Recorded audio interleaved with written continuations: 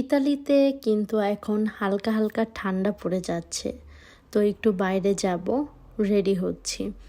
আর গরমের দিন তো চলে গিয়েছে, বাট এই সময়টা কিন্তু অনেক বেশি ভালো লাগে, হালকা ঠান্ডা হালকা গরম এরকম। তো যাই হোক, আমি ঝটপট করে রেডি হচ্ছিলাম, একটু তাড়াহুড়ার মধ্যেই ছিলাম, কারণ আমার সব কাজগুলো অনেক বেশি তাড়াহুড়ার মধ্যেই যায়, মানে হঠাৎ হঠাৎ এক একটা কাজের চলে আসে আর কি। তো যাই হোক, আজকে আমার কাছে খুবই ভালো লাগছে, আবহাওয়াটা তো অবশ্যই সুন্দর। আর মাসের শেষ যেহেতু, তো এখন শুধু দৌড়াদৌড়ি ব্যাংকের দিকে। এই সময়ের রোদটা কিন্তু অনেক বেশি ভালো লাগে। তো দুপুরবেলায় কিন্তু খাবারের পরে যদি একটু রোদে বসা যায়, এত ভালো লাগে। সকালের রোদ দুপুরের রোদ দুইটাই ভালো লাগে, যেহেতু হালকা হালকা একটু ঠান্ডা আছে। কিছুদিন পর থেকে তো এমন বৃষ্টি এমন ঠান্ডা শুরু হবে যেটা বলার মতো না।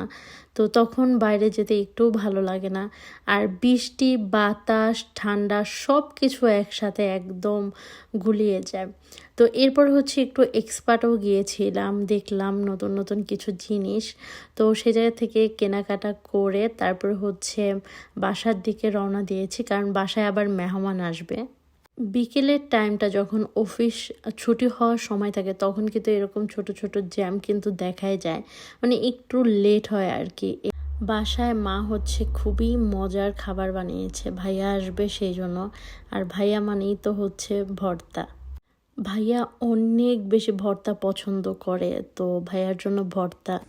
আজকে ভাইয়া আসবে, আর ভাইয়ার জন্য ভর্তা বানিয়েছে অনেক ধরনের।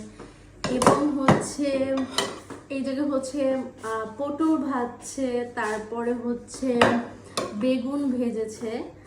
আর এই জায়গায় কি কি ভর্তা বানাইছে আমি আপনাদের দেখাই। ডিম ভর্তা, কালিজিরা ভর্তা, মটরশুঁটি ভর্তা, বাদাম ভর্তা, বেগুন ভর্তা, ধনিয়া পাতা ভর্তা, আর এইটা মরিচ ভর্তা সম্ভবত। আচ্ছা, এরপর এটা আলু ভর্তা, আর ডাল ভর্তা। আর এইটা এই মাছটা আমার পছন্দের মাছ, বাট ভাইয়াও খায়, পাঙ্গাস মাছ আর কি। তারপরে এই জায়গায় এটা কলমি শাক, এটাও আমার অনেক বেশি পছন্দ।